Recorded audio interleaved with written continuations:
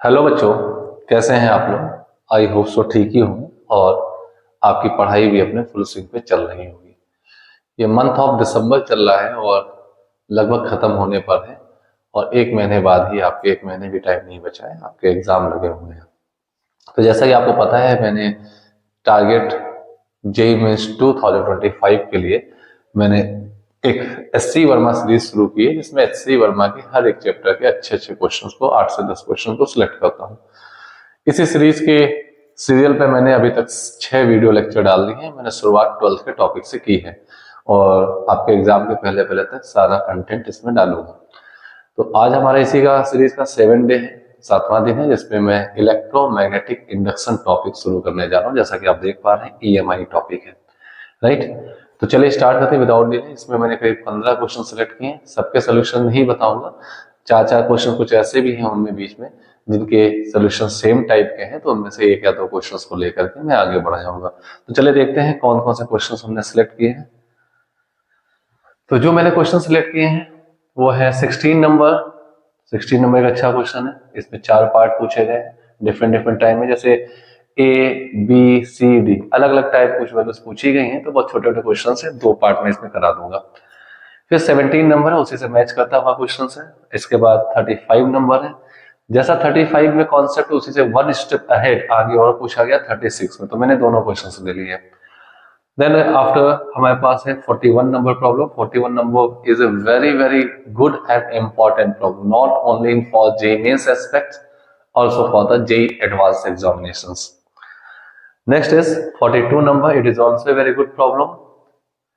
50 is also very important problem. इसमें 5 से 6 part पूछे हैं, हम देखेंगे। तो A, B, C, D, E, F, G इतने पार्ट इससे पूछे गए। तो 50 is also one of most important problem of this exercise, electromagnetic induction की। नेक्स्ट 74 नंबर मैंने प्रॉब्लम लिया। 74, 75, 76 एंड 77 ये चारों के कॉन्सेप्ट एक ही है। Growth and decay of current in LR circuit से कॉन्सेप्ट से बिलोंग करते हैं क्वेश्चंस। तो इनमें से मैं कोई भी 2 अच्छे क्वेश्चंस लूंगा और सबके हिंट देके आगे बढ़ जाऊंगा। नेक्स्ट 85 नंबर मैंने लिया। 85, 86, 87 और 88 ये चारों भी सेम कॉन्सेप्ट के, तो इनमें से भी मैं कोई 2 क्वेश्चंस लूंगा। तो ऐसे करके टोटल 15 क्वेश्चंस है। 15 क्वेश्चंस में लगभग मैं 10 क्वेश्चन के सोल्यूशन आपको बताने जा रहा हूँ। सिमिलर जो भी क्वेश्चन है, जैसे 4 ये हैं, 4 ऊपर कैटेगरी सिमिलर क्वेश्चन है, तो इनके मैं 2-2 क्वेश्चन के सोल्यूशन बताऊंगा, बट इनसे बचे हुए 2 आप खुद कर सकते हो, मैं आपको एज ए ट्राई योरसेल्फ दूंगा इसमें। तो चलिए स्टार्ट करते हैं विदाउट डिले, अपने टॉपिक पे आते हैं।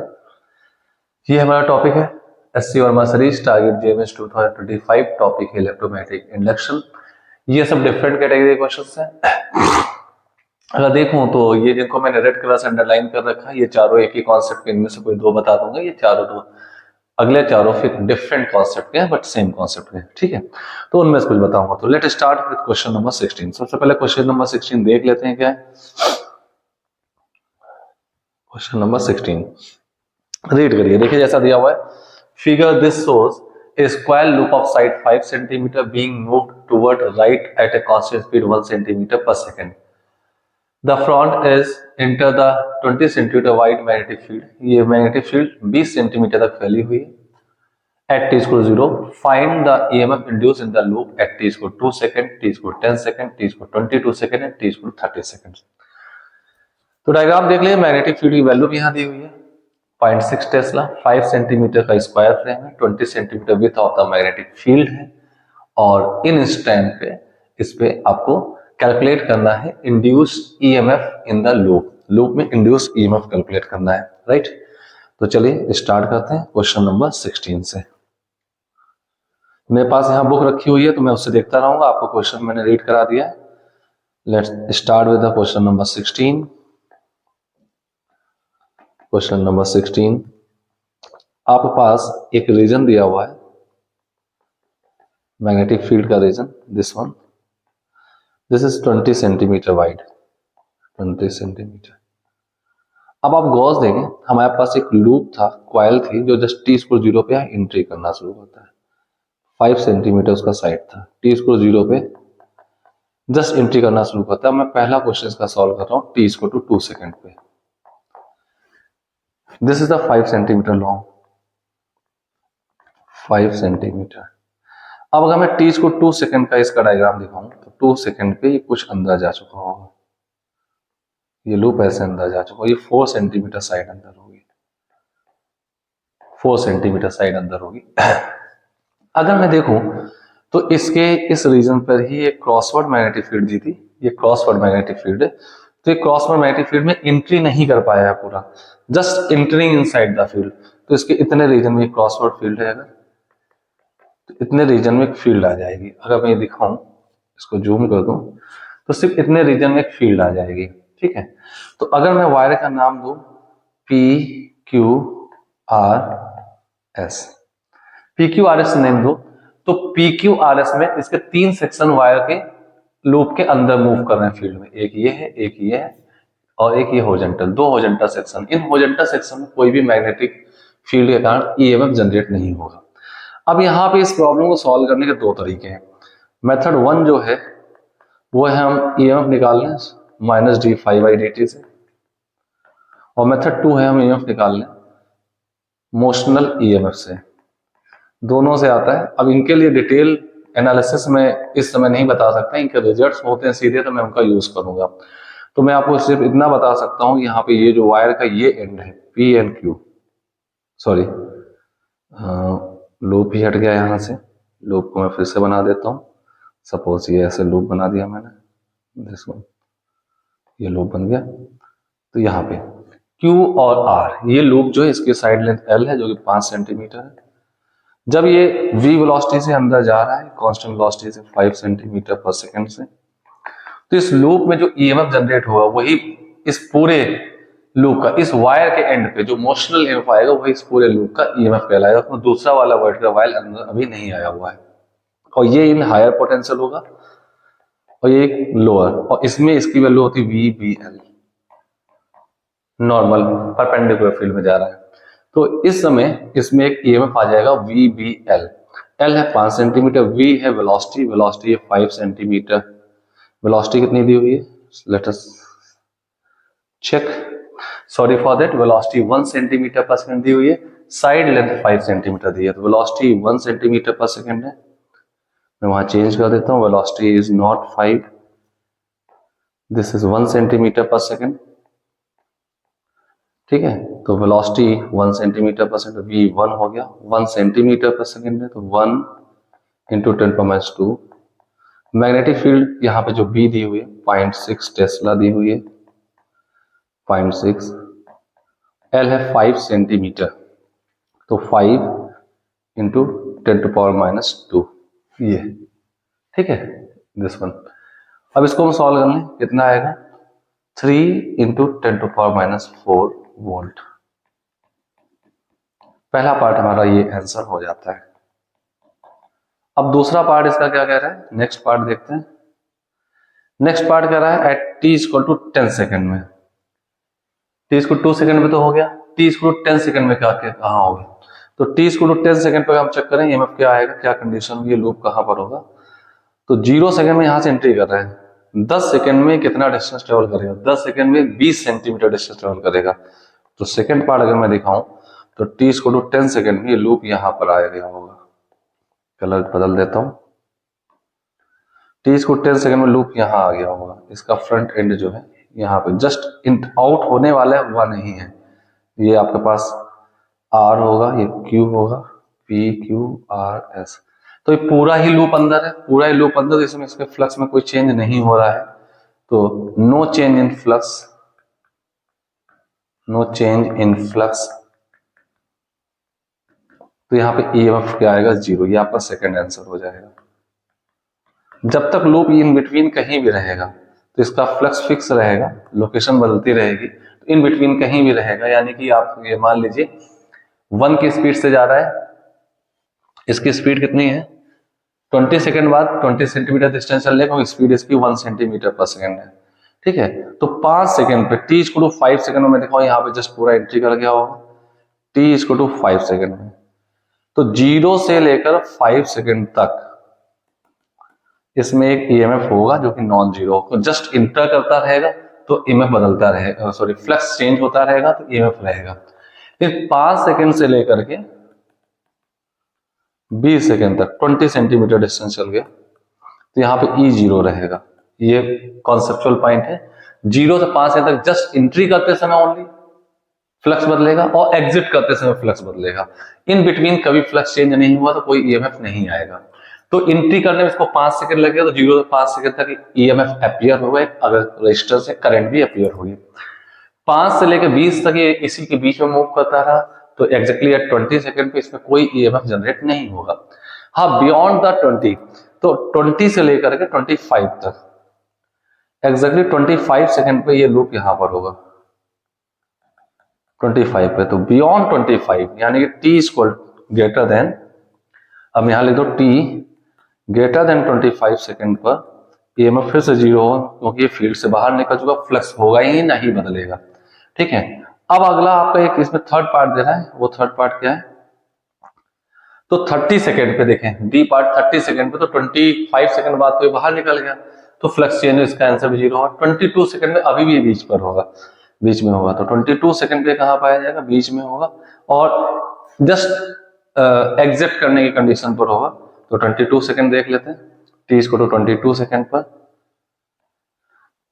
22 सेकंड पर 2 सेंटीमीटर बाहर निकला होगा ऐसे, ये 2 सेंटीमीटर है, 20 के बाद 2 सेंटीमीटर निकल गया, 22 सेकंड, टी इसको टू 22 सेकंड पे 25 सेकंड में तो बाहर निकल गया, टी इसको 30 पे ये मतलब 0 होगा। ये आपका ये आंसर हो जाएगा डी पार्ट का। ठीक है, अब बात करते हैं 22 सेकंड पे क्या होगा। 22 सेकंड में कितने पार्ट में होगी फील्ड, तो इसमें फिर से एक फ्लक्स होगा, इसकी वैल्यू जो होगी फ्लक्स चेंज होगा, यहाँ पे एम जो आएगा वो VBL होगा। ये आपका सी पार्ट है।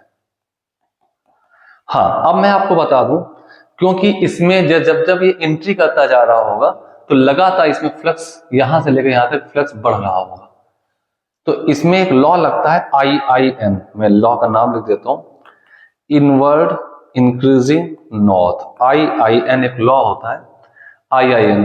इसको याद करने मैंने टेक्निक बताई, इनवर्ड फ्लक्स है, इंक्रीज हो रहा है तो नॉर्थ पोल बनेगा। ठीक है, अब गौर देखें, यहाँ पे इनवर्ड फील्ड है और एंट्री करते समय फ्लक्स इनवर्ट बढ़ता जा रहा है, तो ये नॉर्थ बनाएगी। नॉर्थ का मतलब है कुछ इस टाइप से, कोई लूप ऐसे होगा, नॉर्थ का मतलब है ये इस टाइप से इसमें करंट जाएगी ऐसे। ठीक है, और अगर इनवर्ड ही है, डिक्रीजिंग है, तो ये साउथ पोल बनाएगा। तो यहां पर अगर जब ये आउट हो रहा था तो ये आपके पास साउथ पोल बनाएगा। तो एक बहुत इंपॉर्टेंट थिंग है अपने आप में। ठीक है, बाकी इसकी डिटेल में अपना एक लेक्चर वीडियो डालूंगा, तो डिटेल वहां पर समझेंगे। तो हमारा ये पहला क्वेश्चन कंप्लीट हो जाता है। चलते हैं नेक्स्ट प्रॉब्लम पे। नेक्स्ट प्रॉब्लम है हमारी कौन सी, 17 नंबर। 17 कह रहा है, find the total heat produced in the loop of the previous problem during the interval of 0 to 30 second if the resistance of the loop is 4.5 ओम। ठीक है, रेजिस्टेंस 4.5 मिली ओम है, तो टोटल हीट क्या प्रोड्यूस हुई होगी। तो question number 17, total heat produce है H equal to V square by R into T. T वो इंटरवल ऑफ टाइम है जिस इंटरवल के लिए सर्किट में करंट रही होगी। तो सर्किट में करंट कब कब रही होगी, क्योंकि दोनों केसेस में EMF सेम आया है, रेजिस्टेंस सेम है, तो बोथ ऑफ केसेस में, चाहे वो बाउंड्री में एंट्री करते समय का केस रहा हो, ये नॉर्थ बनाएगी तो करंट ऐसे जा रही होगी आई, या बाउंड्री से एग्जिट करते का केस रहा हो तो साउथ पोल बनाएगी, करंट ऐसे जा रही हो क्लॉकवाइज, और ये आई। दोनों केस में आई की वैल्यू होगी VBL EMF अपॉन रेजिस्टेंस। अब रही बात टाइम इंटरवल कितना होगा, इसको एंट्री करने में जो टाइम लगा है, एंट्री का टाइम वो है 5 सेंटीमीटर साइड है और 1 सेंटीमीटर पर सेकंड से ये चल रहा था, तो एंट्री करने का टाइम 5 सेकंड होगा, एग्जिट करने का टाइम 5 सेकंड होगा, तो टोटल टाइम हो गया 10 सेकंड। इस लूप में 10 सेकंड तक की करंट रही है, तो यहाँ पे 10 सेकंड यूज हुआ, not 30 second. V square by R, तो V आपने EMF निकाल लिया है, V EMF की वैल्यू आपने पीछे ये देखिए कैलकुलेट की, कितनी कैलकुलेट की है, 3 इंटू 10⁻⁴। ठीक है, तो V स्क्वायर बाई R, तो V स्क्वायर आपके पास आ जाएगा 3 into 10⁻⁴ whole square by R। R है 4.5 मिली ओम, 10⁻³ हो जाएगा ओम में, इंटू टी हो गया 10 सेकेंड, ठीक है।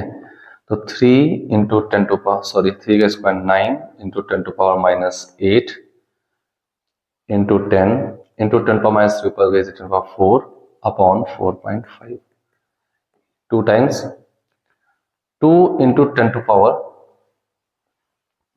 -3, राइट। ये आप पास आएगा v²/r, ठीक है। ओके 5 सेकेंड 5 5 10 सेकेंड, ठीक है। तो ये आप पास इतना आ जाएगा आंसर 2 मिली एम्पियर, ये आंसर हो जाएगा 2 मिली एम्पियर। मैं आंसर चेक कर लेता हूँ। 2 इंटू 10⁻4 सॉरी ये आपसे हीट पूछी गई है, तो ये आंसर जूल में आएगा। वैल्यूज में चेक कर लेता हूँ, ये आपके पास आ जाएगा मिली ओम है ना, 4.5 मिली ओम है, तो 4.5 इंटू 10⁻³ कर देंगे। वोल्टेज है 3 इंटू 10⁻, ओके। हाँ तो मैंने गलती कर दी है, -3 जब ऊपर जाती 4 बच जाएगा, sorry for that, this was 4, कैसे हो गया, टोटल 4 होता 3 है, ठीक है। 3 या 3 4, तो -4 आएगा यहाँ पर, -4, ये आप पास आ जाएगा 0.2 मिली जूल आ जाएगा आंसर, कोई हीट है तो this becomes millijoule mj, millijoule आ जाएगा, ठीक है। ये आप इतने जूल लिख सकते हैं, ये आपका आंसर हो जाएगा। Now next is question number, next है हमारा क्वेश्चन नंबर 35, 17 हो गया हमारा ये। नेक्स्ट इज 35 पर ये बहुत ध्यान से, figure shows a wire sliding on 2 parallel conducting rails placed at a separation L। ये 2 पैरेलल कंडक्टिंग रेल्स हैं L सेपरेशन पर, ए मैग्नेटिक फील्ड भी exist in a direction perpendicular to the plane of the rails. ये जैसा field दिखाई गई है, ये वायर राइट साइड जा रहा है। What force is necessary to keep the wire moving at a constant velocity v। ये बहुत ही कॉन्सेप्चुअल प्रॉब्लम है। ये वायर मैग्नेटिक फील्ड मूव कर रहा है, अनडाउटली इसके क्रॉस ईएमएफ जनरेट होगा। कैसे होगा? V, आप अपने फिंगर्स को मैग्नेटिक फील्ड की ओर करिए, देखिए मैं अंदर इन्वर्ट कर रहा हूँ, थंब वेलोसिटी की ओर करें, तो पाम का अपर साइड जो होगा दिस वन, ये हायर पोटेंशियल हो जाएगा, ऐसे इस टाइप से ऊपर वाला हायर पोटेंशियल होगा, एंड लोअर वाला जो है lower potential, back side of the palm is lower potential. तो ये हायर पोटेंशियल आएगा और ये नीचे लोअर पोटेंशियल आएगा। ईएमएफ तो आ गया और इसकी वैल्यू VBL ही होगी, V velocity, B magnetic field और L लेंथ। लेकिन ये क्लोज लूप कहीं से नहीं बना रहा है, इसमें कोई भी करंट नहीं फ्लो होगी, ओपन सर्किट है, और करंट नहीं हुई तो कोई मैग्नेटिक फोर्स नहीं लगेगा। ये कांस्टेंट वेलोसिटी से चलता रहेगा, इसमें कोई मैग्नेटिक फोर्स नहीं लगेगा। और अगर मैग्नेटिक फोर्स कोई लग नहीं रहा है तो आपको इसको कांस्टेंट वेलोसिटी से मूव कराने के लिए किसी भी एक्स्ट्रा फोर्स की जरूरत नहीं पड़ेगी। तो 35 का आंसर होगा 0। मैं यहां लिख देता हूं क्वेश्चन नंबर 35। क्वेश्चन नंबर 35, ये आपके पास ट्रैक था, ये आपके पास वायर मूव कर रहा था P and Q, V velocity से मूव कर रहा था, लेंथ इसकी L थी, क्रॉसवर्ड मैग्नेटिक फील्ड थी एक इस टाइप से,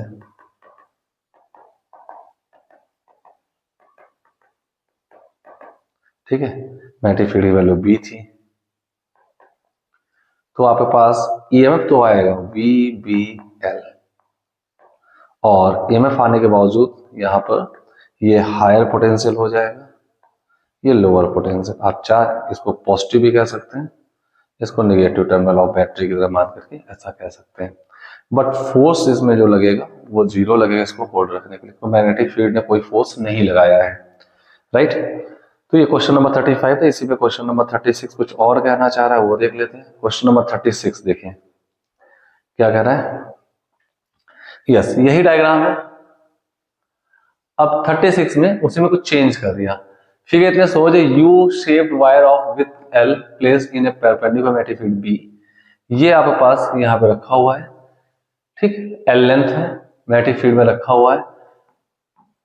you shape wire with a constant velocity toward right, ये राइटवर्ड जा रहा है। The resistance of all the wires is R पर unit length at t equal to 0। t equal to 0 पे यहाँ पे रखा था, और इसकी इस वायर, जितने वायर यहाँ यूज हो रहे हैं सबका पर यूनिट लेंथ का रेजिस्टेंस r है, small r, mind this value, this small r पर unit length. The sliding wire is close to the left edge of the U shape wire. ये स्लाइडिंग वायर जो इसके जस्ट यहाँ पे था शुरुआत में। Draw a equivalent circuit diagram showing the induced EMF as a battery, calculate the current in the circuit। Circuit में current भी निकालनी है।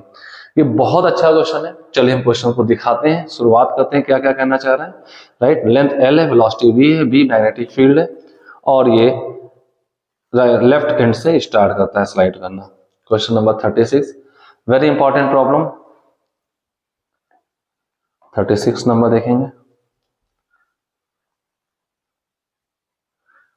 यहां से एक यू शेप ये वायर था, राइट, इस टाइप से। क्रॉसवर्ड फील्ड अवेलेबल थी हर जगह, पूरे रीजन ऑफ स्पेस में।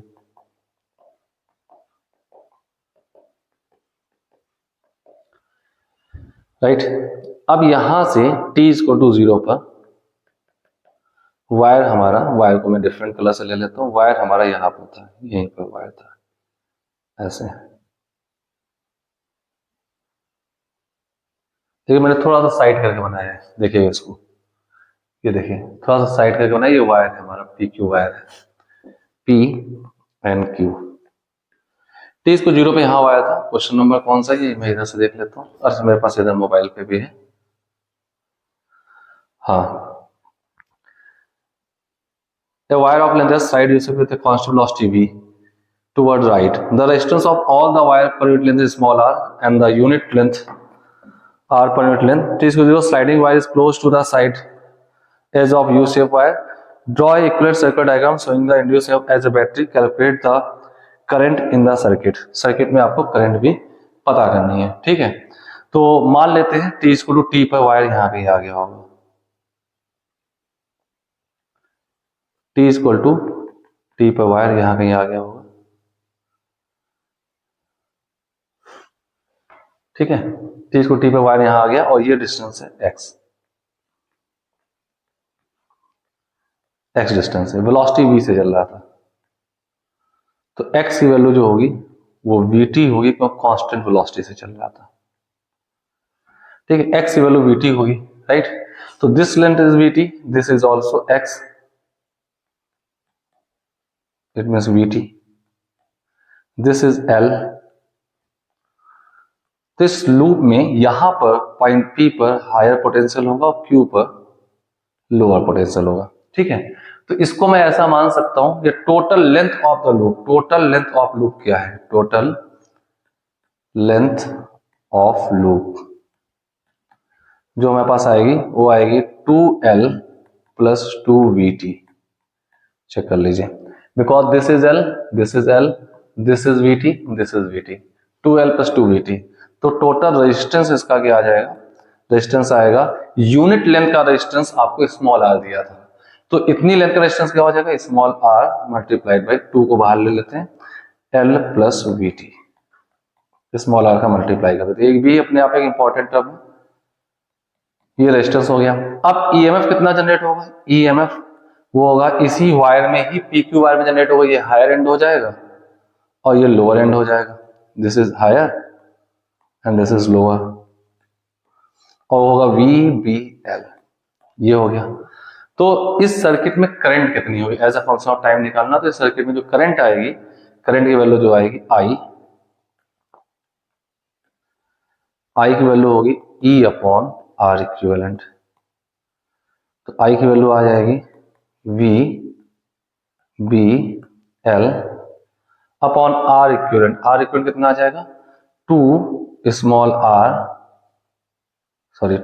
r बाहर था, 2 small r L plus VT, ये करंट होगा। अगर इसका इक्विवेलेंट डायग्राम दिखाने को मैं कहूं तो मैं इसको ऐसे दिखा सकता हूं, ये आपके पास एक बैटरी आ जाएगी और ये टोटल रेजिस्टेंस लगा सकते हैं R इक्विवेलेंट, और ये बैटरी हो जाएगी, इसका EMF VBL के इक्वल होगा, और ये पॉइंट P होगा, ये पॉइंट Q होगा। सर्किट में current direction anti clockwise sense में आ जाएगी, दिस इज आई। ये आपके पास एक डायग्राम आ जाएगा, ठीक है, and this become your answer. VBL upon 2 small R L plus VT, VBL upon 2 small R L plus VT। तो बहुत अच्छा क्वेश्चन था ये। अच्छा क्या था, मतलब अच्छा ही था, लेकिन इसमें क्या है कि थोड़ा सा टेक्निकली आपको सोचना था कि हम क्या क्या पैरामीटर चेंज कर सकते हैं, ठीक है। तो चलो आप लोग देखिए कौन सा है, ये हमारे पास है a wire AB of length L, इसकी लेंथ L है, मास M है, रेजिस्टेंस R है, slide on a smooth thick pair of metallic rails joint at the bottom as shown in figure. ये इन दो मेटालिक रेल्स के ऊपर मैं आपको दिखाऊं तो कुछ इस टाइप से, ये ऐसे दो मेटालिक रेल्स होंगी इस टाइप से। अब इसको मैं पैरेलल पकड़ना होगा मुझे इस टाइप से, इसके ऊपर ये ऐसे स्लाइड कर रहा होगा इस टाइप से, क्लियर, दिस वन। आप देखें तो कुछ ऐसे स्लाइड कर रहा होगा, राइट। तो इस टाइप से स्लाइड कर रहा है, वायर की लेंथ L है, the plane of the rails make angle theta, 3D view दिखाया गया, थीटा है with horizontal, a vertical magnetic field V exists in the region if the wire slide on the rails at a constant speed V so that this, ये आपको show करना है। पहली बात तो ये सुन लो, स्मूथ ट्रैक है, इस ट्रैक पे कोई बॉडी अगर रखी होगी तो उसका डाउनवर्ड एक एक्सेलरेशन होगा, mg sin थीटा डाउनवर्ड उसका फोर्स लगेगा, वेट का एक कंपोनेंट, यानी कि g sin थीटा एक एक्सेलरेशन हो जाएगा। तो कहीं ना कहीं यहाँ पे एक मैग्नेटिक फोर्स भी आना होगा वायर पे, जो इसमें अप द इंक्लाइन लगेगा और जो mg sin थीटा को बैलेंस करेगा। तो प्रॉब्लम की थीम ये है, अब इसी को मैं चेक करने जा रहा हूँ। तो चलिए स्टार्ट करते हैं। डायग्राम आप देख लीजिए और मेरे सामने डायग्राम है, मैं उस डायग्राम को बुक से बना लूंगा। क्वेश्चन नंबर कौन सा है, 41, question number 41, this one, yes, question number 41 मेरे सामने है। तो चलिए स्टार्ट करता हूँ। क्वेश्चन नंबर 41 मेरे पास पड़ा हुआ है क्वेश्चन, तो 41 स्टार्ट करते हैं। क्वेश्चन नंबर 41, डायग्राम आप देखें तो कुछ इस टाइप से होगा,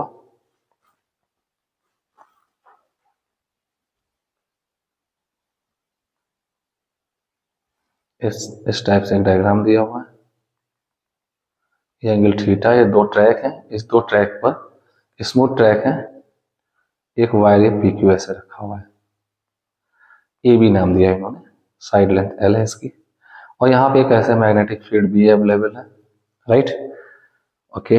लेंथ L है, मास इसका M दिया हुआ है, ओके, एंड रेजिस्टेंस R, इसका रेजिस्टेंस भी R दिया हुआ है, रेजिस्टेंस भी R दिया हुआ है।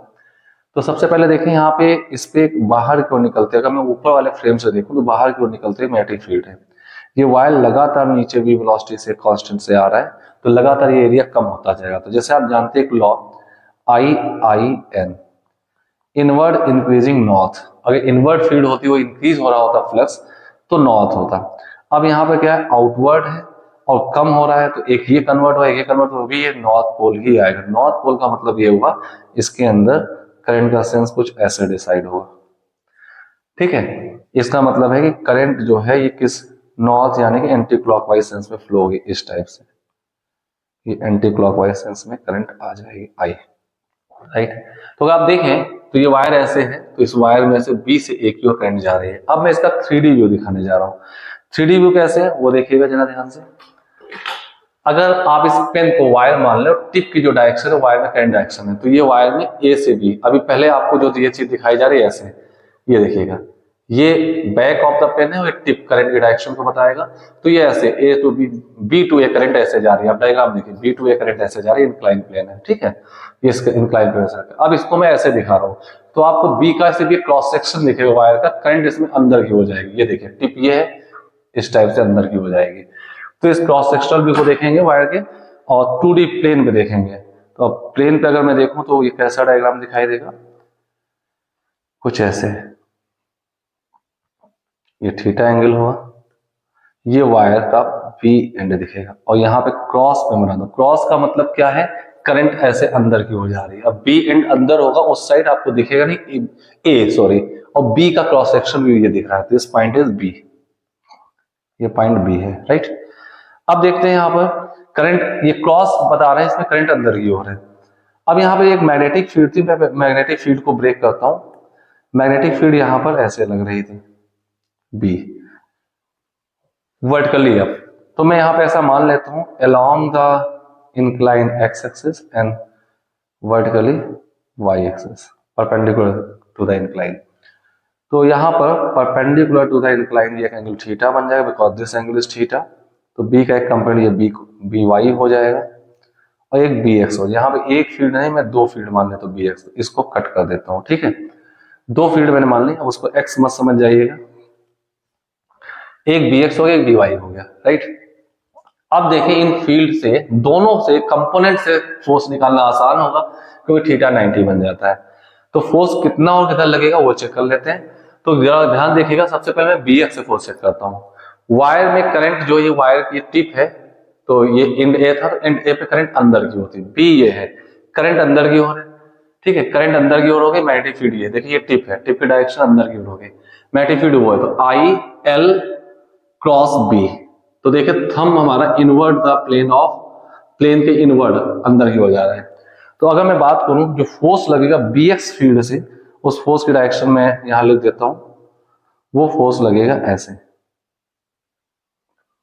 ये फोर्स होगा बी एक्स का, और ये जो भी होगा वो जो भी इसमें वायर में करंट आएगी I L, L length of wire into B X field से, ये फोर्स इस वायर में से नॉर्मल रिएक्शन बढ़ा सकता है। ठीक है, अब बात करते हैं बी वाई से फोर्स किधर लगेगा। अब गौर से देखिए बी वाई से किधर लगेगा, ये टिप है, वायर का एंड बी ये है, एंड ए ये है, B is this, A is this, ये अंदर की ओर करंट अंदर जा रही थी इस टाइप से, और एल क्रॉस बी वाई, तो ये फोर्स अपवर्ड लगेगा, ये फोर्स होगा due to B Y field, B Y component of field. तो ये फोर्स ऐसे आ जाएगा F B Y, F B Y, ये फोर्स ऐसे आ चुका है, थोड़ा जूम करके देख लेते हैं, एफ बी वाई फोर्स इधर आ चुका है। ठीक है, ये दो फोर्स लग गए हैं, इसके साथ साथ मैं वायर का एफबीडी भी बनाऊंगा।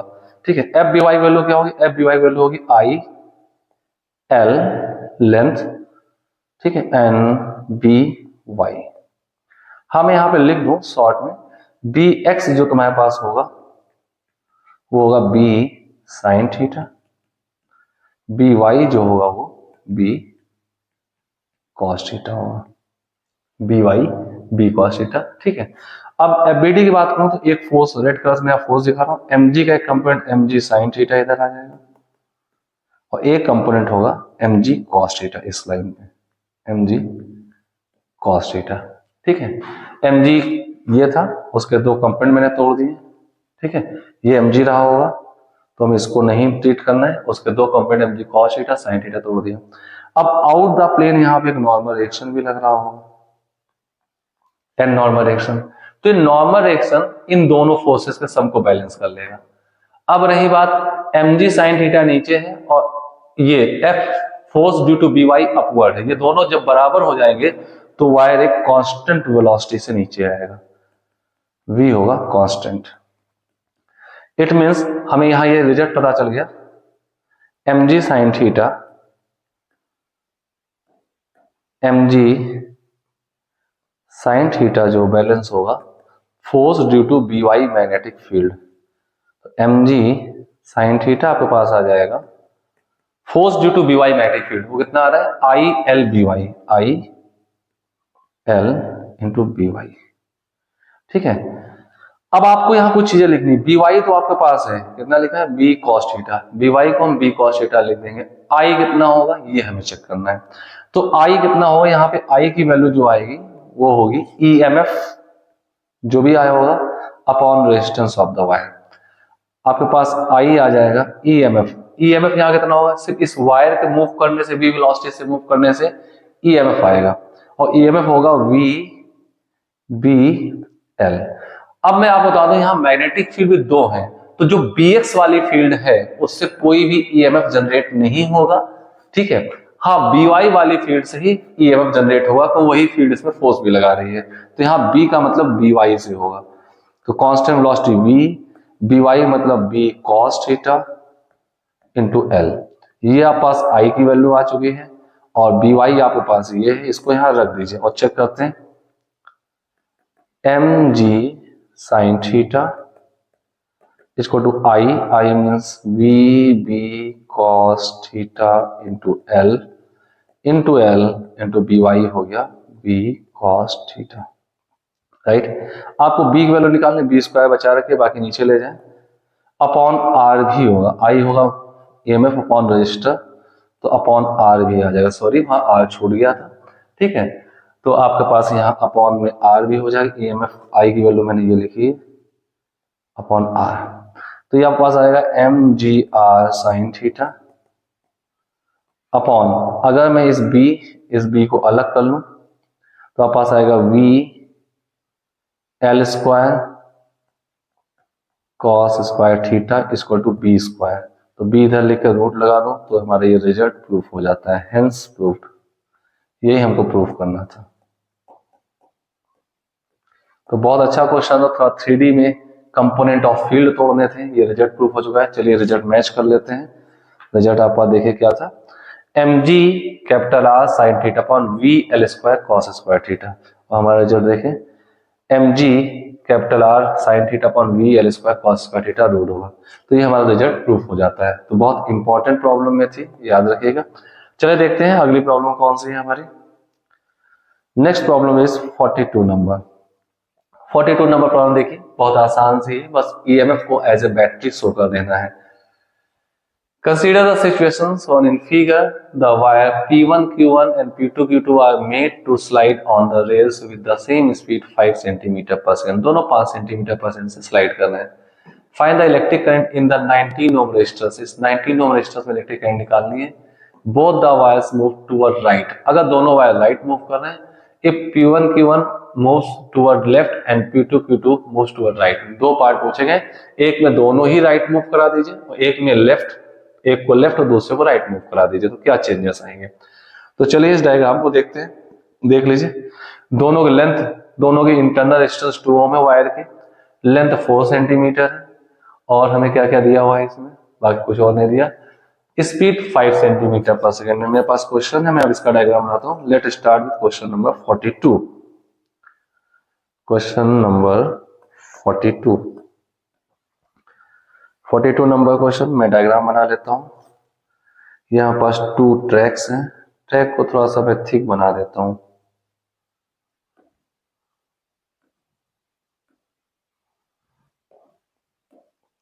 ये 2 ट्रैक है मेरे पास, इस टाइप से, बहुत ही थिक हो गया भाई।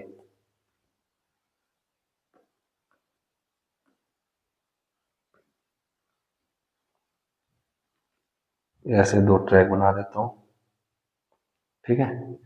इसके बाद आते हैं अपने क्वेश्चन पे। ये आपके पास है P1 Q1 एंड Q1, और दूसरा एक वायर दिया है P2 एंड Q2।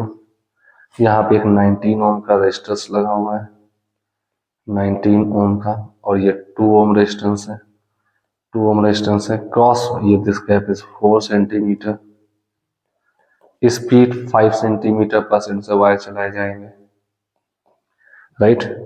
और मैग्नेटिक फील्ड दिए 1.0 टेस्ला, ओके।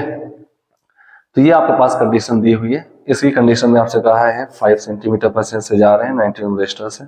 तो पहला पार्ट है बोथ मूव टुवर्ड राइट, दोनों वायर राइट जाए तो करंट आपको कैलकुलेट करनी है, थोड़ा सा थिकनेस बढ़ा लेता हूं, आपको करंट कैलकुलेट करनी है, ठीक है। तो चलिए देखते हैं डायग्राम में हम क्या कर सकते हैं। पहली बात तो है, ये जो वायर, मूविंग वायर है, ये just like a battery move करेगा, और इसका ईएमएफ जो होगा वो VBL होगा। V बोले तो 5 सेंटीमीटर पर सेकेंड है, -2, मैग्नेटिक फील्ड है 1, और L है 4 सेंटीमीटर, तो 4 × 10⁻², ये आपके पास आ गया 20 × 10⁻⁴ वोल्ट। ये आपके पास ईएमएफ है ईच ऑफ वायर का। तो पहले केस में दोनों राइट मूव करेंगे, तो ये राइट मूव करेंगे V वेलोसिटी से, V वेलोसिटी से राइट मूव करेंगे, तो ये इसका क्रॉसवर्ड फील्ड यहाँ अवेलेबल है, ध्यान से देखिए, क्रॉसवर्ड फील्ड अवेलेबल है।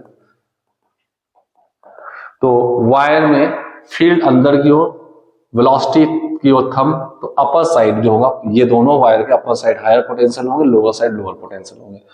तो ये हायर पोटेंशियल आ जाएगा पॉजिटिव, ये लोअर, बोथ ऑफ वायर में हायर एंड लोअर, ऐसा आ जाएगा। तो जब ये हायर लोअर आ गया तो इस डायग्राम को हम जो कन्वर्ट कर सकते हैं इफेक्टिव डायग्राम में, कुछ ऐसा कर सकते हैं।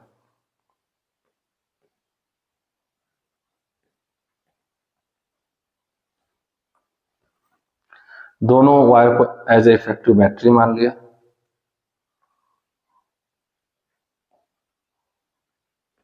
नाइनटीन ओम, 2 ओम, और ये आपके पास EMF E आ जाएगा, EMF E आ जाएगा, ये 2 ओम हो जाएगा। ठीक है, अब आपको इसमें करंट बतानी है, तो हम ऐसा कर सकते हैं, एक इफेक्टिव बैटरी का कॉन्सेप्ट होता है, इफेक्टिव बैटरी। अगर मैं इन दोनों को हटा करके एक इफेक्टिव बैटरी लगाना चाहूं तो यहाँ पे एक बैटरी लगा सकता हूं। कैसे? इसका फॉर्मूला होता है, कहीं भी दो बैटरी ऐसे दी हो, E1 R1 और ये E2 R2, E2 R2, तो इनको हटा करके एक बैटरी लगाई जा सकती है। इसको मैं ऐसे लिख सकता हूं, ये एक इफेक्टिव बैटरी आ जाती है इन्हीं दो पॉइंट के बीच में, E इक्विवेलेंट और R इक्विवेलेंट, और E इक्विवेलेंट का फॉर्मूला होता है E1 R2 plus E2 R1 upon R1 plus R2, और R इक्विवेलेंट होता है पैरेलल में R1 R2 upon R1 plus R2। तो अगर मैं इसको सॉल्व करूं तो गॉस देखेंगे E1 R2 2E plus E2 R1 2E upon R1 plus R2 4, तो 2E प्लस 2E बाई 4, तो 2E प्लस 2E बाई 4 तो कितना आ जाएगा 4E by 4, it means E के इक्वल आ जाएगा, और R इक्विवेलेंट आएगा, दोनों सेम है तो R इक्विवेलेंट आपके पास 1 ओम आ जाएगा पैरेलल में। तो इसी डायग्राम को मैं यहाँ कन्वर्ट करके दिखाऊं तो ये डायग्राम आपके पास हो जाएगा E और ये 1 ओम E एंड देन 19 वोल्ट, 19 ओम, 19 ओम ये है, 1 ओम ये है, तो आपके पास इस सर्किट में जो करंट जाएगी I, ये I की वैल्यू हो जाएगी E upon R, E upon R हो जाएगा 19 प्लस 120, और E की वैल्यू दी है 20 इंटू 10⁻⁴ बाई 20, तो आपके पास 10⁻⁴ एम्पियर करंट आ जाएगी, और ये आपके पास आंसर हो जाएगा। ठीक है, तो ये करंट आ चुकी है, ये डायग्राम इफेक्टिव इसमें कन्वर्ट हो चुका है, दो बैटरी की जगह एक बैटरी लग गई, दो रेजिस्टेंस की जगह एक रेजिस्टेंस लग गया, पैरेलल में ये सॉल्व करने का तरीका है, ये लिखा हुआ है, और इसे सॉल्व कर लेंगे आंसर आ जाएगा।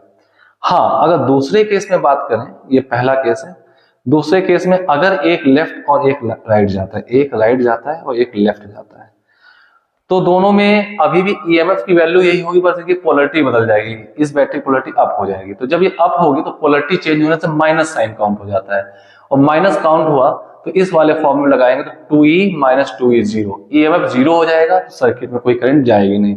तो पार्ट बी का आंसर जो होगा, पार्ट बी का मैं डायग्राम बनाऊं तो कुछ ऐसा हो जाएगा,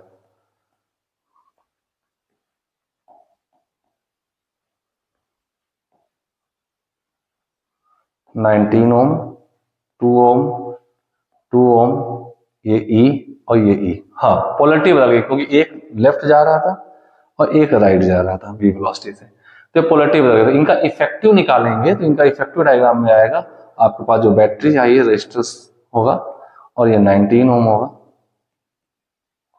और E इफेक्टिव इनका 0 आ जाएगा। अब ये 0 आ गया तो सर्किट में करंट हो जाएगी 0, और ये आपके सेकेंड पार्ट का आंसर हो जाता है।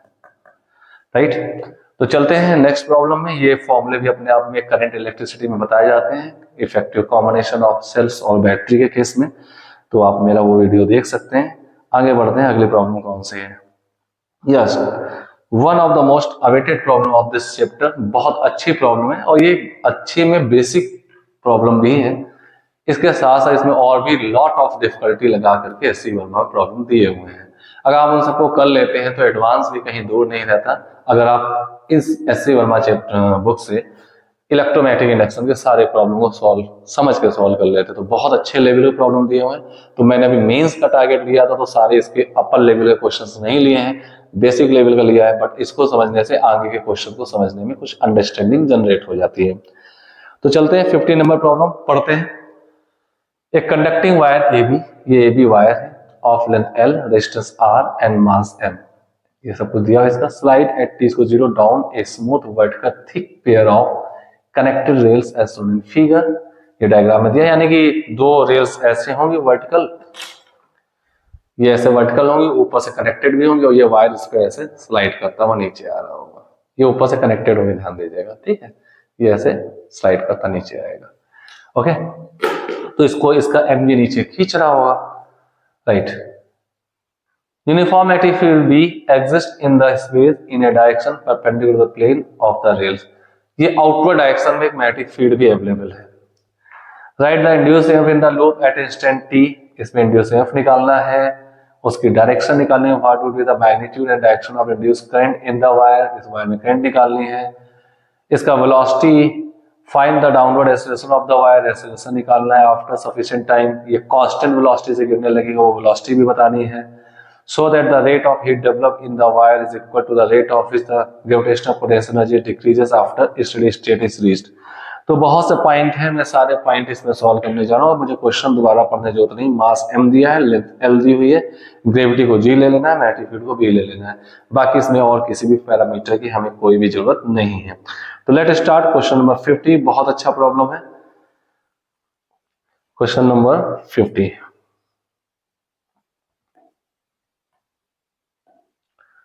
क्वेश्चन नंबर 50 में जो आपको दिया था मैं उसको बना लेता हूं। क्वेश्चन नंबर 50,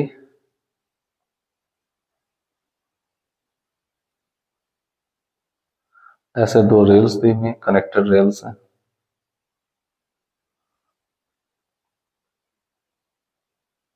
ये इस टाइप से कनेक्टेड रेल्स हैं। इसमें एक वायर स्लाइड कर रहा है, वो देख लेते हैं। यहां पर कोई एक वायर t=0 पे चलना शुरू हुआ था। ये वायर है ए बी। वायर के बारे में इंफॉर्मेशन है आपके पास, लेंथ l है, मास m है। यहाँ पे एक डॉटवर्ड फील्ड ऐसे आपको दिखाई गई, ये फील्ड डॉटवर्ड फील्ड है। इस टाइप से पूरे रीजन ऑफ स्पेस में अवेलेबल है। ये मैग्नेटिक फील्ड भी है outward the plane of copy और द बोर्ड, ठीक है। अब क्वेश्चन क्या कह रहा है वो फिर से एक बार हम लोग रीड करते हैं, आपको भी रीड कराते हैं, ठीक है।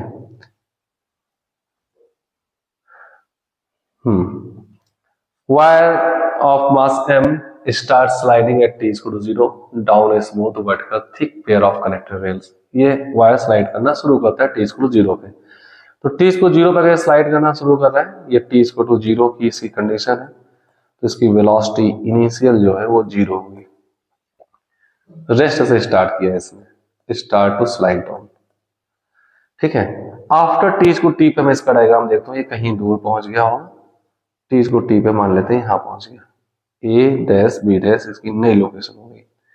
t पे मैं बात कर रहा हूँ, तो उस समय इसके पास एक वेलोसिटी होगी v, हमें पता नहीं, इसका एक्सप्रेशन हमें कैलकुलेट करना है। ये इसके पास वेलोसिटी होगी v, तो गौर से देखें, इसका अपना एक रेजिस्टेंस भी शायद दिया होगा, देखता हूं। यस, क्वेश्चन नंबर 50, हाँ दिया है, रेजिस्टेंस स्मॉल आर। तो वायर की इंफॉर्मेशन में मैं ऐड कर लेता हूं, रेजिस्टेंस स्मॉल आर है। ये वायर अगर यहां नीचे आया तो गौर देखिए, इतना जो इनक्लोज रीजन आ रहे हैं, ये क्लोज पार्ट है, और लगातार ये एरिया बढ़ता जा रहा है, तो इस क्लोज पार्ट का फ्लक्स बढ़ रहा होगा। अब क्योंकि ये आउटवर्ड फ्लक्स है, आउटवर्ड है, इंक्रीजिंग है, ठीक है, तो ये साउथ पोल बनाएगा। जैसे इनवर्ड इंक्रीजिंग IIN करके मैं याद रखता हूँ, IIN में नॉर्थ पोल होता है, तो I में ये रिवर्स हो चुका, तो ये साउथ हो, इनवर्ड है ही, ठीक है, तो मतलब इंक्रीजिंग है, तो ये आपके पास साउथ पोल बनाएगा। साउथ का मतलब करंट का सेंस कुछ ऐसे होगा, करंट का सेंस इस टाइप से, तो करंट कुछ लूप में ऐसे आ रही होगी, इस टाइप से जा रही है, ऐसे जा रही है, वैसे जा रही है। तो करंट जब ऐसे जा रही है, तो इसमें देखें एक मैग्नेटिक फोर्स किधर लगेगा उस इंस्टेंट पे। तो अगर मैग्नेटिक फोर्स मैं कैलकुलेट करूं, तो देखिए IL cross B, field outward है, मैं फिंगर्स आउटवर्ड कर रहा हूं, तो थंब ऊपर जा रहा है, तो मैग्नेटिक फोर्स ऊपर की ओर आएगा। तो ये V वेलोसिटी था, इसका वेट mg नीचे लग रहा था, मैग्नेटिक फोर्स इस पे ऊपर लगेगा। ये mg लग रहा था, मैग्नेटिक फोर्स ऊपर लगेगा, ठीक है। अब इस इंस्टेंट पे अभी मान लो कि स्लाइड कर रहा है, वेलोसिटी इंक्रीज होती जाए, तो net force on the wire, net force on the wire अगर मैं देखूं, तो that is mg minus magnetic force. Net force को मास इंटू एक्सेलरेशन लिख सकता हूं, mg आपके पास mg ही होगा, माइनस मैग्नेटिक फोर्स होगा I जो वायर में करंट है, L लेंथ और B मैग्नेटिक फील्ड। अब बात करते हैं I कितना आएगा हमारे पास, तो I को मैं यहां सॉल्व करता हूं। I होगा EMF अपॉन रेजिस्टेंस। रेजिस्टेंस ये रेल्स जो ट्रैक है इसका कोई रेजिस्टेंस नहीं, वायर का ही अपना रेजिस्टेंस है, तो इस लूप का रेजिस्टेंस R होगा। EMF होगा V वेलोसिटी जा रहा है, B मैग्नेटिक फील्ड है, ठीक है, तो आपके पास EMF आएगा VBL।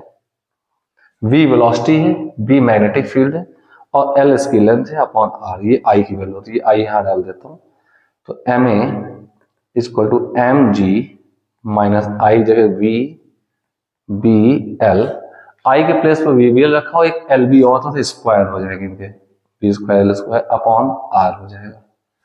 तो M का अगर मैं डिवाइड कर दूं तो आपके पास आएगा A equal to G minus G by M minus V B square L square by MR।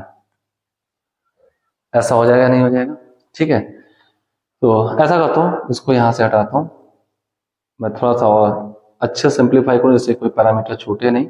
MA की वैल्यू हमारे पास आ जाएगी mgr minus VB square L square by R। अब मैं M को नीचे ले जाऊं तो A हमारे पास आ जाएगा mgr minus VB square L square by MR। ये हमारे पास A आ चुका है। एक्सेलरेशन इंड्यूस ईएमएफ भी हमसे पूछा गया, ये V आ चुका है, इसमें दो तीन छोटे छोटे पार्ट है, तो इंड्यूस ईएमएफ ये आ जाएगा। उस इंस्टेंट किसी इंस्टेंट ऑफ टाइम पे इसका एक्सेलरेशन ये होगा। अब हमें क्या करना है, अब यहाँ के बाद फुल मैथमेटिक्स इन्वॉल्व है। जब हमें एक्सेलरेशन पता चल गया तो A को मैं लिख सकता हूँ dv by dt equal to आपके पास आ गया mgr minus VB square L square by MR। अब इसको ट्रांसफर करके इंटीग्रेट करना है, 1 upon mgr minus VB square L square into dv equal to 1 upon MR into dt। Integrate मार दो। जब टाइम 0 था तो हमने ऊपर लिख रखा है वायर की वेलोसिटी 0 थी, देखिए ये वेलोसिटी का इंटीग्रेशन है, टाइम 0 पर वेलोसिटी 0 थी और टाइम t पर वेलोसिटी v हो चुकी है, ये देखिए टाइम t पर वेलोसिटी v हो चुकी है, तो टाइम t पर वेलोसिटी v हो चुकी है, तो इसको हम यूज करते हैं। तो ये 1 अपॉन एक्स जैसा, v का सिंगल टर्म है, 1 अपॉन एक्स का जैसा टर्म है, तो ये आएगा ln mgr minus VB square L square, ठीक है, और इसको डिफरेंशिएट करके डिवाइड भी करेंगे तो ये तो कांस्टेंट 0 हो जाएगा, B स्क्वायर L स्क्वायर बचेगा माइनस का, तो ये नीचे आ जाएगा, तो माइनस का B square L square, limit यहां पर आएगी 0 से V equal to T upon MR आ जाएगा, ठीक है। तो अब इसमें आगे बढ़ते हैं, कैलकुलेशन ही है, लिमिट रखते हैं, तो ये इसको उधर ले जाएं तो ये आएगा ln, एक बार V रहेगा तो ये आ जाएगा mgr minus VB square L square minus ln, V 0 कर दे तो ln mgr बचेगा इक्वल टू माइनस का B square L square by MR into T. Log m minus log n जो होता है लॉग m बाई n हो जाता है, तो ln ये आ जाएगा mgr minus VB square L square by mgr equal to minus B square L square by MR into t. चलिए आगे बढ़ते हैं, यहां से ln हटे वहां एक्सपोनेंशियल आ जाएगा, mgr minus VB square L square upon mgr equal to e to power minus B square L square by MR into T.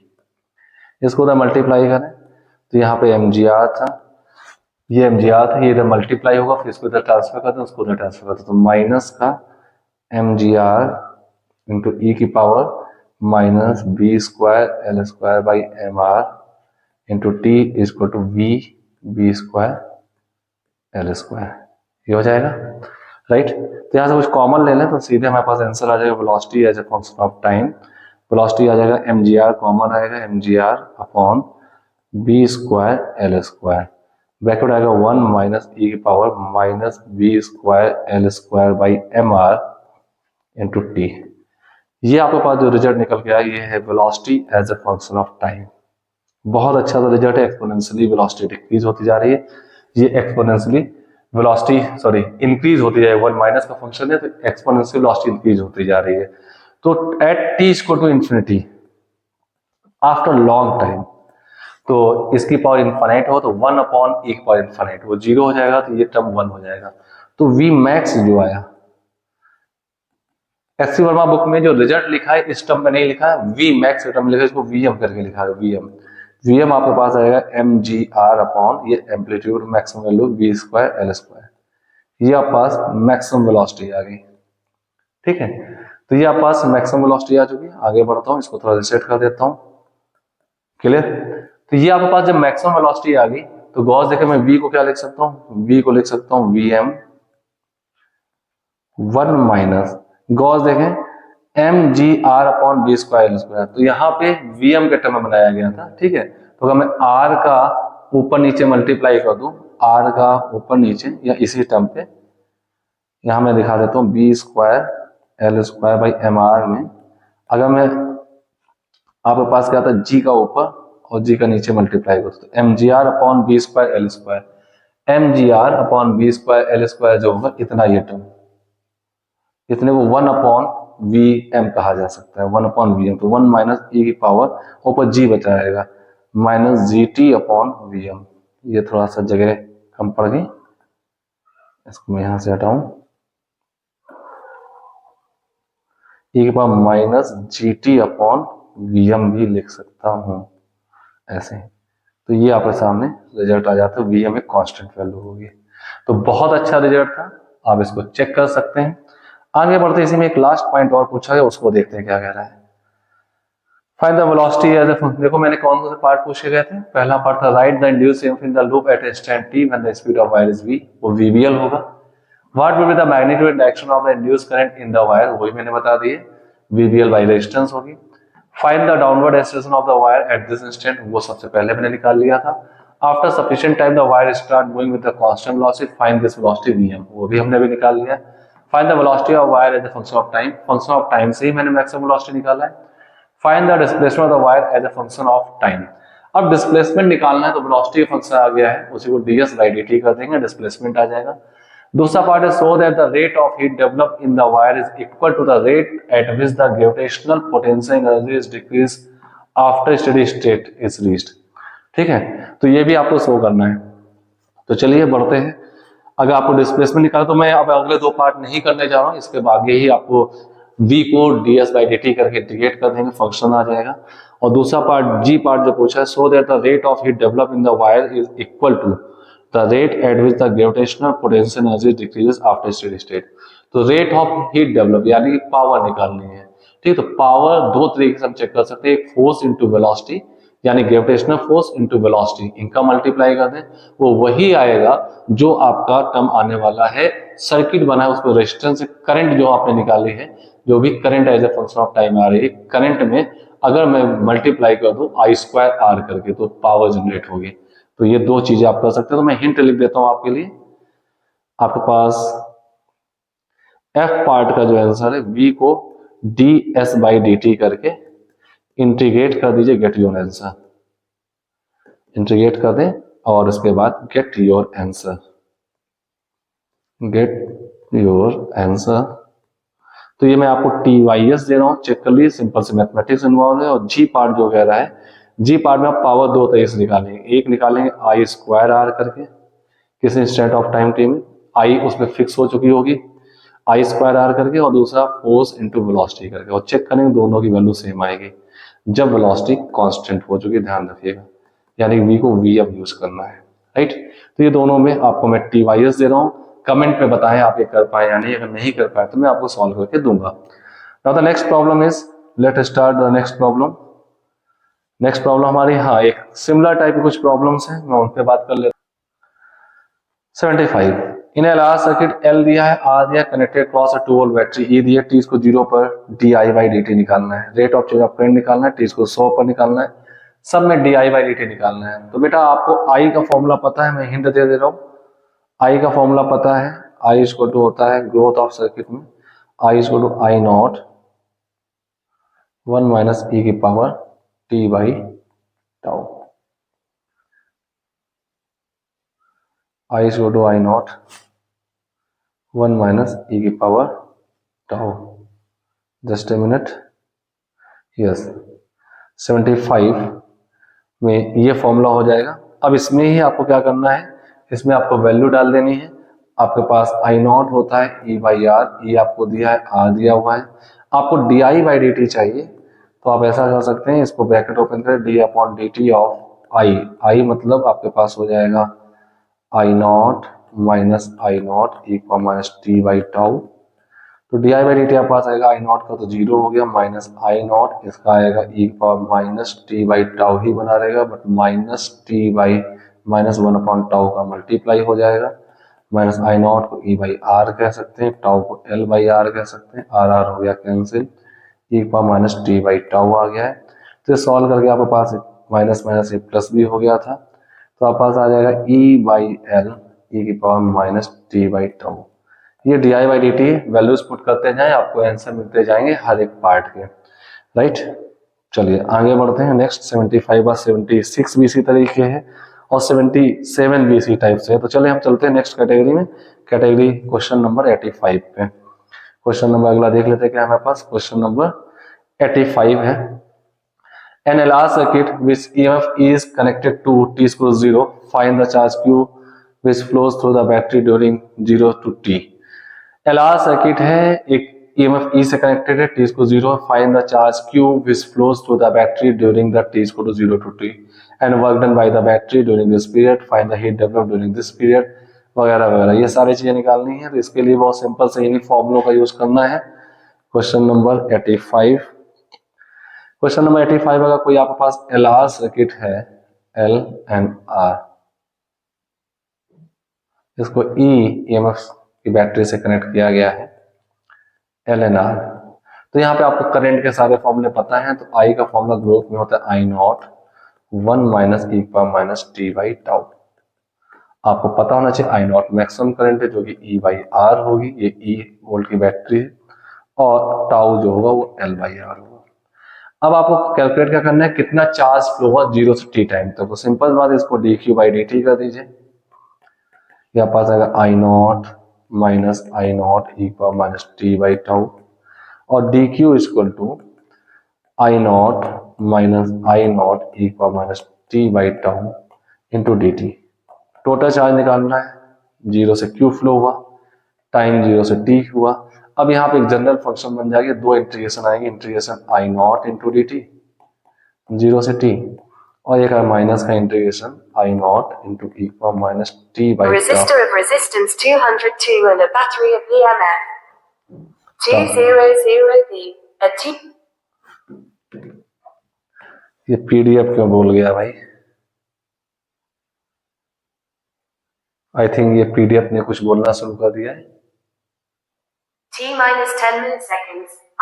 मेरे पास क्वेश्चन सही है, पता नहीं क्यों रीड करने लगा। अच्छा, रीड अलाउड, ये में कुछ ऑप्शन लग गया था तो इससे बोलने लगा था। I naught e minus t/τ, और इनको 0 से t तक इंटीग्रेट कर देंगे, और कोई ऐसे डिफिकल्टी लेवल नहीं है। तो जितने भी 85 आपके जो क्वेश्चंस हैं, यहाँ से स्टार्टिंग फ्रॉम 85, 86, 87, 88, इनमें सब में कॉन्सेप्ट यही है। तो बेसिक से growth and decay of current के कॉन्सेप्ट है, तो आई होप सो आप इनको निपटा सकते हैं। तो मैंने कोशिश की है काफी अच्छे कॉन्सेप्ट, अच्छे प्रॉब्लम उठाने की, only for the mains level में बहुत टफ प्रॉब्लम नहीं उठा रहा हूँ, कॉन्सेप्चुअल प्रॉब्लम उठा रहा हूँ, जिससे प्रॉब्लम के बहुत से केसेस, चैप्टर के बहुत से केसेस रिकॉल हो जाए। Wait for my next video, मेरा नेक्स्ट वीडियो ऑल्टरनेटिंग करंट पे आने वाला है। आपने पिछले वीडियो नहीं देखे हैं तो बहुत अच्छे प्रॉब्लम उठाए गए हैं, इंपॉर्टेंस रखते हैं वो जेईई मेंस के हिसाब से, तो प्लीज उनको जरूर देख लें, नोट्स बना लें, क्वेश्चन करने टेक्निक समझ लें। कुछ भी नहीं समझ में आ रहा है तो कमेंट जरूर करें, और अपने दोस्तों के साथ लाइक और शेयर जरूर कर दें। और नेक्स्ट वीडियो के लिए वॉच करते रहें, देखते रहें। Stay tune and keep on watching. Thank you, best wishes.